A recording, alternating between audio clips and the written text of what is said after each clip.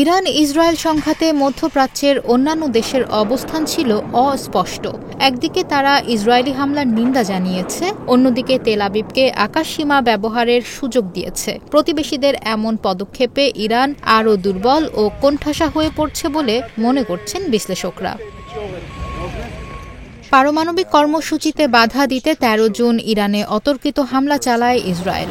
আরব ও মুসলিম সংখ্যাগরিষ্ঠ অন্তত ২০টি দেশ প্রকাশ্য বিবৃতিতে এই হামলার নিন্দা জানায়।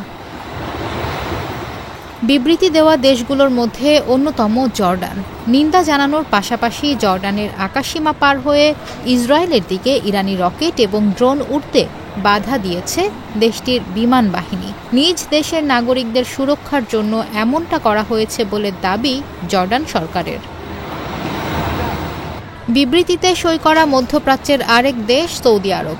অভিযোগ রয়েছে, ইরানি প্রজেক্টাইল গুলি করে ভূপাতিতের জন্য নিজেদের আকাশসীমায় ইসরায়েলি বিমানকে প্রবেশের অনুমতি দিয়েছে সৌদি সরকার। তাছাড়া রিয়াদের বিরুদ্ধে ইরানি ক্ষেপণাস্ত্র ভূপাতিতের অভিযোগও রয়েছে। সংবাদ মাধ্যম ডয়চে ভেলের এক প্রতিবেদনে বলা হয়, জর্ডান ও সৌদি আরব উভয়েরই ইসরায়েলের সাথে জটিল সম্পর্ক রয়েছে। তারা জনসমক্ষে ইসরায়েলের সমালোচনা করে এবং আড়ালে সহযোগিতা করে। তাছাড়া উভয় দেশই প্রতিরক্ষার জন্য ইসরায়েলের মিত্র যুক্তরাষ্ট্রের সামরিক সহযোগিতার উপর নির্ভরশীল।